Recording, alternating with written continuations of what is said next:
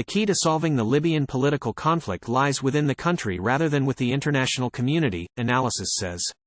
Electoral and governance deadlock has been blamed for the devastating impact of the flooding in the country.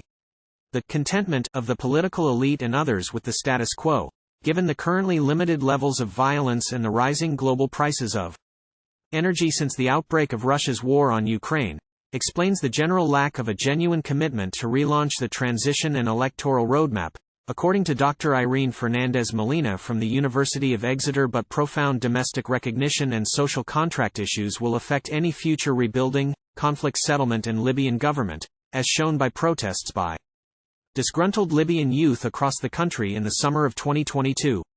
Dr. Fernández-Molina says the EU's efforts in the coming months should focus on ensuring intra-EU and broader international political unity in Libya. Any national reconciliation conference for Libya hosted by the African Union should also receive strong EU backing.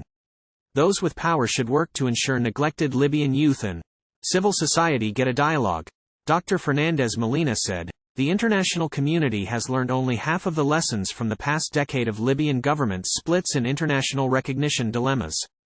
The problem of the now embraced inclusivity is that it remains partial and vulnerable to hijacking from members of the Libyan political elite who have little interest in a successful transition. Overcoming this catch-22 situation is certainly not easy, but in any case, the only way ahead hangs on democratic elections. Libya is yet to see the light at the end of the tunnel of protracted turmoil and intermittent civil war. Since the suspension of parliamentary and presidential elections in December 2021, the country has seen two parallel cabinets are operating again in Tripolitania, in the west, and Cyrenaica, Barca, in the east, with the ensuing increased risk of return to violent conflict.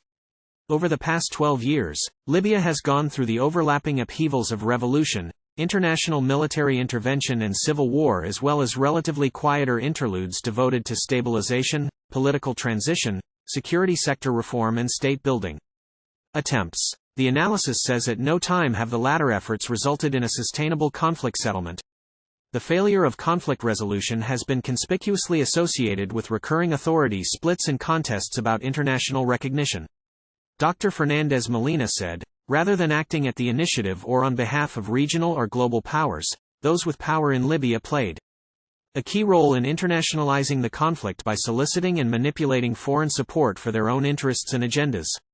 Their autonomy has been preserved and reinforced thanks to the persisting rentier nature of the Libyan state and its institutional bits and pieces. Oil and oil revenues managed by the Central Bank of Libya have kept flowing even in the shakiest conditions to all sorts of state and double-hatted local actors. Rather than pigeonholing the country into the problematic category of failed states, the outcome of Libya's deepening fragmentation may be better understood as the consolidation of multiple areas of limited statehood.